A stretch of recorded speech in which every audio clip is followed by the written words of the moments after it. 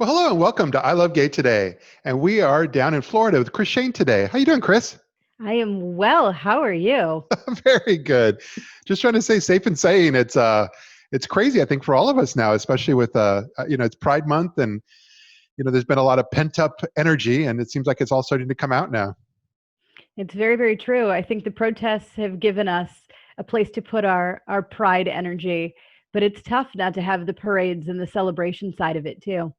Yeah, it's going to be interesting. I think it's there's so much history always being written for 2020 is going to be interesting when we look back on it. And but yeah, just it's probably the first time in history that so much has coincided with Pride Month, and yet I would say we've adapted, and so there's so many different, whether it was a Black trans march in Brooklyn, or there's just so much activity now where we've kind of realized in many ways Pride going back to its roots, where it's about activism and protest. I think it's sort of, I mean, it's a horrible reason to need to be protesting, of course. Yeah. I think there's also some really cool experience for some of the younger generation that only knew of Pride as marketing campaigns and rainbow, on your shampoo and your cookies and your restaurants and your Pride events and the parades and all the parties, which is also fantastic. It is a celebration.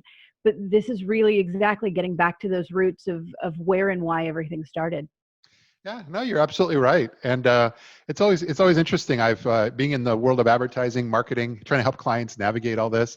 Yeah, it comes up every once in a while where they'll have like gay cookies or gay wine, and you're just like, I don't know.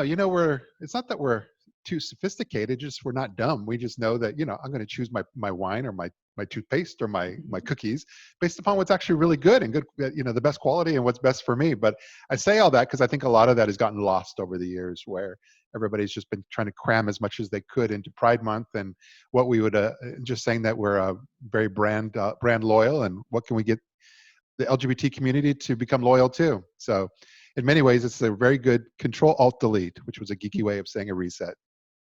Hey, I will take the geeky way of saying a lot of things. I mean, I think it's sort of, I sit sort of right in between some of the categories when it comes to the marketing side of things.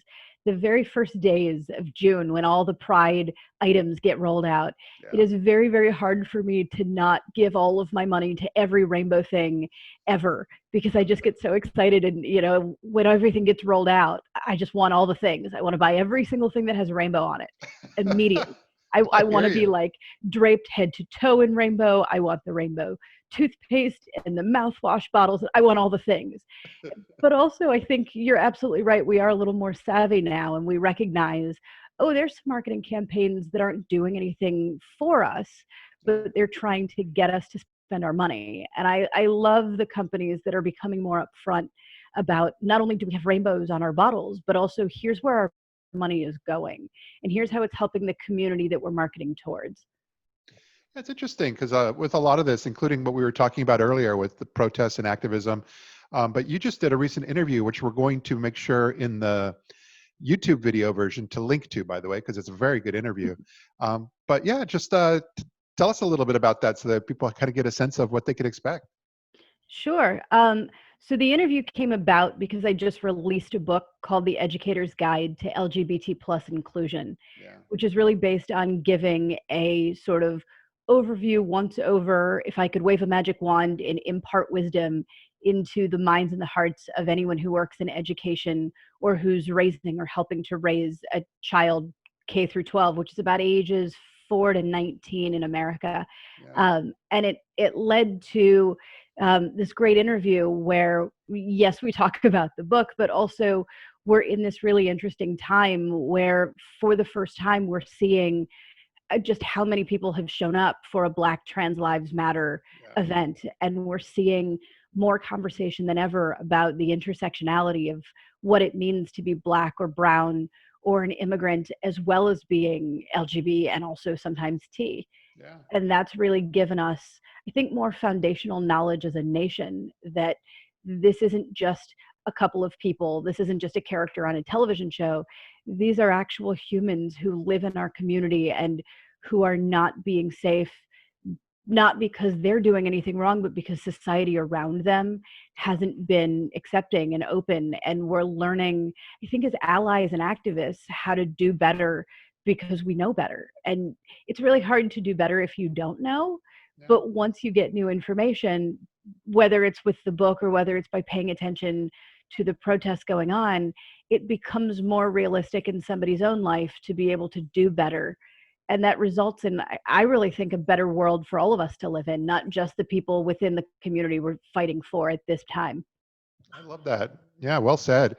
And that's the thing is that, personally, I feel cautiously optimistic that the events that have unfolded and things that have happened over the last even 30 days, including, of course, the Supreme Court ruling where, finally we got our rights to marriage in 2013, and now all of a sudden we have that added right of at least companies of a certain size that you just can't fire me because I put up a picture of my husband or something. So it seems like the book you've written, for parents and educators, but of course, really wrapped around youth, it seems like I'm cautiously optimistic that the world that they're going to grow up into is going to be a much better one.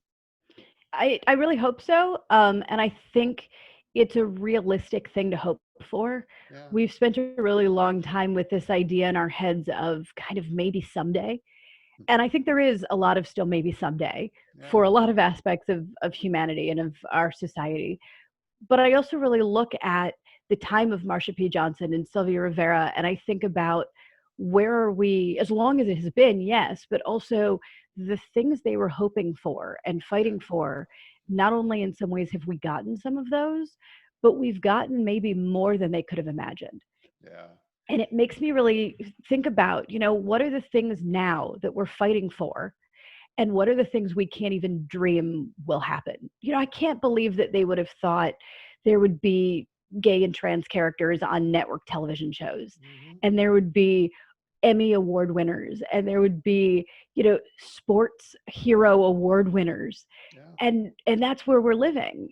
And it's just this fantastic, sometimes the character on a show you watch also happens to be trans, but also that's not their whole storyline. It's just a detail about who they are. And if we can get there, and we know we can because we have, I know we're going to keep growing. And I know that part of the best of it is when we collectively come together and we don't just support the groups that we ourselves belong to, but the recognition that when we support each other, everyone's able to belong. Yeah. No, I agree completely. And it's interesting. We always want everything to just progress like this. And as we now know over the last few years, it kind of goes a little like this. But if we keep the pressure up and keep educating and the more people know, the more we can work our way up into that trend where ultimately it will be a better world. So absolutely. Yeah. And I think we're getting there looking at school curriculum. We have an adult population now who has to unlearn either outdated or just totally incorrect and biased information taught in schools. And now we've got this youth population and we're seeing them show up. We're seeing, the 5-year-olds with the protest signs. We know that we're raising a generation of adults and future adults who are really not only capable of showing up, but who want to and who are seeking the information and the education so that they can show up and have really intelligent discussions and debates and conversations so that these changes aren't just theoretical or things we hope for or things we kind of put in our someday category, things that are specific to upcoming elections or a march we can schedule or a group that we can host on the internet or, cough, cough podcasts and interviews and conversations that we're having. Yeah, absolutely. Well, this is perfect. And I'm going to make sure that not only the interview I was talking about, but also your book and everything, that we'll make sure all those are well linked so people can quickly find them. But I think this is great. And I really appreciate you being able to take some time out to share your story with our audience. Absolutely. Happy to be here. Happy Pride, everybody. Absolutely. Happy Pride. Well, thanks again. Of course. All right. Take care now. You too.